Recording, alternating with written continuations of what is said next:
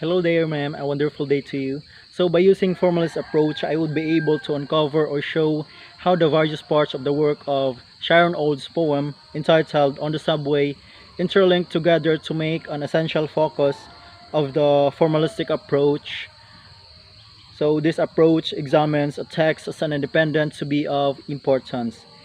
It does not therefore concern itself with the author's background, historical background, examining the social context, analyzing gender inequality, and etc., except those particular parts described specifically in the text.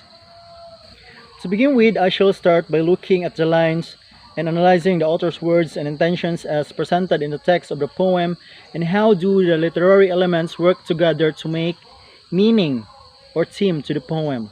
The author uses the first person point of view of a white woman as the narrator, and I believe this has been used to put an emphasis on every segment of the poem, and readers can directly understand the emotion being conveyed in the poem. Another thing that I observed is that this has generated an advantage that enables the readers to hear the narrator's inner thoughts and experience of being in an intimidating situation with an assailant-like anonymous black guy. In this particular stanza, he has the casual cold look of a mugger, alert under hooded lids. He is wearing red like the inside of the body exposed. I am wearing dark fur, the whole skin of an animal taken and used. Lines 9 to 13. This catches my attention as it has set out the social classes of the characters, where Sharon Olds uses the symbolism of typical wearing clothes that would allow readers to create imagery at which this given account would also be able to connect the main character's viewpoint and getting along to the meaning of the poem. In the first four lines, the narrator gives a physical description of a boy which seems to be uncommon to urban people to have huge feet. Here, the black sneaker symbolizes social standing, popularity, and even political statements of black culture in America.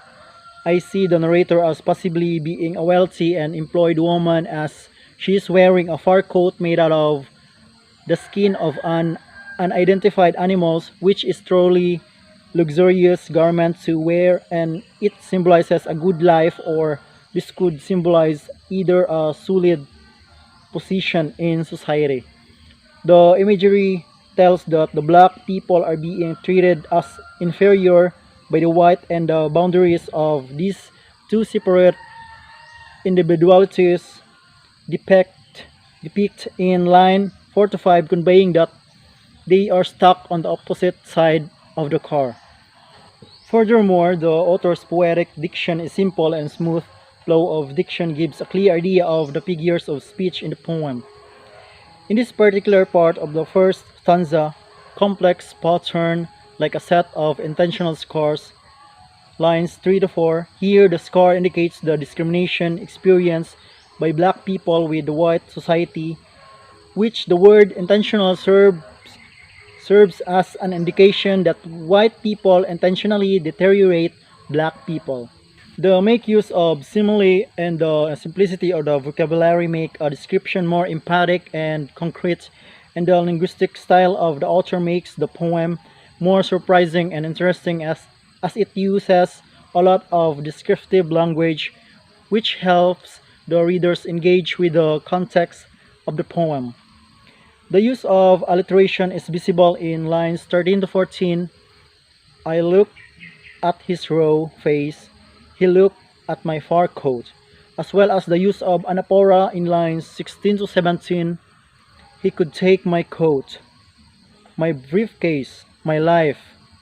This has given an emphasis to the worrying thoughts of the narrator.